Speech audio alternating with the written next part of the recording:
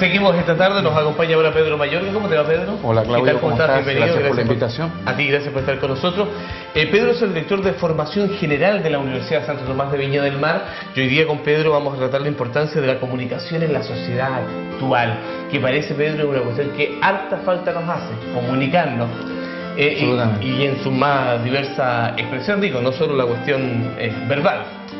Así es decir, la comunicación es un fenómeno bastante complejo, tratado por distintas áreas del conocimiento, la sociología, por ejemplo, la psicología, la filosofía incluso.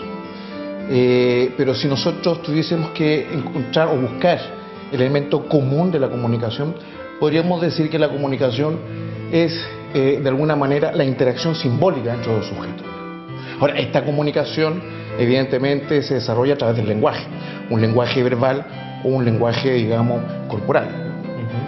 Oye, hoy día cuando vemos que a veces cuesta un poco relacionarnos entre las personas, cuando a veces nos cuesta un poco interactuar con el resto de la sociedad, estamos como muy ensimismados, muy metidos en nuestro propio mundo, es porque falta derechamente y directamente una comunicación, más comunicación. Mire, el tema de la comunicación pasa por dos ámbitos, ¿eh? Estamos acostumbrados a buscar la comunicación o desarrollar la comunicación en términos de la racionalidad instrumental.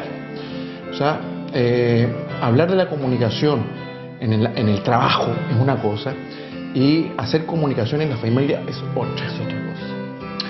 En consecuencia, destinamos prácticamente 8 horas al trabajo, a desarrollar esta comunicación en el trabajo. Nos quedan 2 horas, ¿no es cierto?, 3 horas en la familia y evidentemente la comunicación se reduce notablemente. En consecuencia, el mundo de la vida, ¿no es cierto?, la vida cotidiana, ¿no es cierto?, que se desarrolla precisamente en este ámbito de la comunicación afectiva, que ha reducido a 2 horas, 3 horas, ¿no es cierto? En consecuencia, la comunicación con mi señora, la comunicación que desarrollo con mis hijos, la comunicación de la afectividad, parece que queda... Vamos al segundo plano. Exactamente. Perdón. Y ocurriendo eso, Pedro, que te encuentro muchísima razón, ocurriendo eso es cuando vienen y se dan ciertos casos, ciertas situaciones, cuando hay de pronto un quiebre en la relación sentimental, cuando hay un quiebre con la relación de los hijos, cuando falta comunicación, cuando falta, como tú dices, esa comunicación afectiva. Esto trae secuelas que pueden ser muy importantes en nuestra vida. Absolutamente. Este tipo de comunicación supone una base que es fundamental, la confianza. Si tú no desarrollas confianza, los niveles de comunicación en el ámbito de la vida cotidiana se van desmembrando, se van desgajando.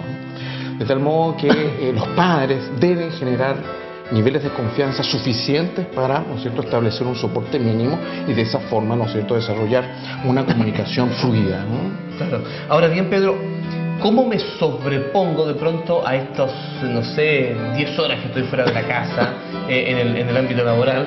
¿Cómo me sobrepongo a eso para poder desarrollar esa comunicación afectiva dentro de mi hogar, considerando que ya traigo una mochila grande de afuera, que ya vengo cansado, que ya vengo agotado? Realmente un tema muy complejo. Lo aborda precisamente la filosofía crítica, ¿eh? Esta racionalidad instrumental de la cual nosotros estamos hablando, ¿no es cierto?, la comunicación del trabajo, está colonizando, se está superponiendo precisamente a la vida íntima de las personas. De tal modo que máximo cuidado por cautelar los tiempos, ¿no es cierto?, que nos queda con nuestra familia y destinarla, ¿no es cierto?, a esta relación de vínculo afectivo directo. Muchos elementos aparecen en el hogar, ¿no es cierto?, como la televisión, como la internet, que de alguna manera restan, ¿no es cierto?, el tiempo, ¿no es cierto?, que nosotros necesitamos para establecer niveles de comunicación dirigidos a la afectividad.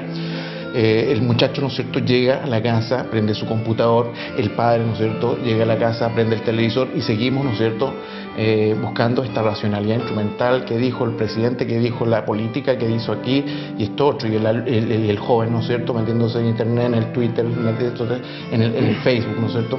Entonces, evidentemente, las familias deben cautelar por el tiempo, ¿no es cierto?, para conversar. Uno de esos momentos precisamente es la mesa, ¿no es cierto? En el hogar, en la once, ¿no es cierto? Cuando compartimos alimentos. El compartir la mesa es muy por supuesto, importante. absolutamente. Perdón, respecto de aquello, Pedro, hoy día tenemos como un bombardeo súper importante de otra serie de cuestiones que también nos quitan el tiempo y que tú ya los mencionabas: internet, la televisión, las redes sociales hoy día, hay que agregarle también, y que nos quitan el tiempo de esta comunicación efectiva, de este momento de compartir, de saber qué pasa con el otro, de contar y también de recibir. Absolutamente, son elementos distractores. Vivimos en una sociedad que nos distrae de nosotros mismos, nos distrae de nuestras relaciones. Entonces, evidentemente, lo que tenemos que priorizar es efectivamente recuperar esos espacios. Y hay un conflicto denunciado por la misma filosofía. El conflicto es que, ¿no es cierto?, se interpone, ¿no es cierto?, esta racionalidad productiva, estos requerimientos que nosotros tenemos que, de alguna manera, responderle a la sociedad para llevar el sueldo, ¿no es cierto?, a la casa. Y claro, son exigencias que a veces nos hacen olvidar lo importante de la vida. Y eso se tiene que rescatar. Es una tarea de la educación también. Es una tarea de la educación, de alguna manera, reenfocar estos espacios, ¿no es cierto? Y decirle al estudiante: hey, la vida no solamente consiste, ¿no es cierto?, en ser un ente productivo para la sociedad, un capital humano productivo para la sociedad, también tienes que construir tu propia vida. En consecuencia, la educación debe entregar elementos, elementos valorativos que vaya construyendo un ciudadano que sea capaz, ¿no es cierto?, de compatibilizar lo que la demanda de un sistema, ¿no es cierto?, de la productividad y evidentemente su vida, buscar su felicidad. Y ahí está la clave, ¿no? Y eso parece lo que hoy día nos está costando. Absolutamente. Eso es lo que hoy día al parecer está costando mucho, o no sabemos qué camino seguir para aquello. Mira, el tema de la felicidad está de moda y necesitamos como sociedad construir un discurso respecto de la felicidad. Yo te puedo preguntar qué es lo que es la felicidad para ti. Y a lo mejor vas a presentar, ¿no es cierto?, un discurso respecto a la felicidad. Bueno, vas a preguntar... depende también lo que se entienda por felicidad. Porque hoy día para muchos a lo mejor la felicidad es tener una bonita casa, 2, 3 autos, viajar por el mundo, tener mucho bien material. Es el éxito económico. Es el éxito económico que establece la racionalidad instrumental. Claro. Absolutamente. Ahí está la felicidad para muchos hoy día. Absolutamente. Y eso es lo que nosotros tenemos que resignificar como educadores. Buscar el equilibrio de la vida. Necesitamos, evidentemente, una base material para construir nuestra felicidad. Pero reducir la felicidad al aspecto material constituye un elemento, creo yo, a mi modo de ver, peligroso. Mira, si le preguntamos al maestro Fernando Pérez, que tiene más experiencia de vida que nosotros, mira, eso lo dije solamente para no decir que tiene unos años más. Es muy sutil, Claudio, siempre en sus apreciaciones. Maestro Pérez, ¿cómo ha cambiado la sociedad chilena? Mira, el tema de la comunicación, cómo ha ido cambiando la sociedad, es un tema tremendamente complejo. Y si lo pregunto... Es cosa de ver, sí, claro. Como, por ejemplo, en las reuniones. Absolutamente. Oye, está todo el mundo chateando y pendiente del celular. Y no estamos comunicados entre nosotros. Pero en absoluto. Maestro Pérez, se lo pregunto desde 2 ámbitos. ¿Cómo ha cambiado la sociedad chilena respecto de la comunicación, por ejemplo, con los integrantes de la familia? ¿Y cómo ha cambiado también la sociedad chilena respecto de lo que recién decía Pedro, que hoy día gran parte de la felicidad se mide por el éxito económico?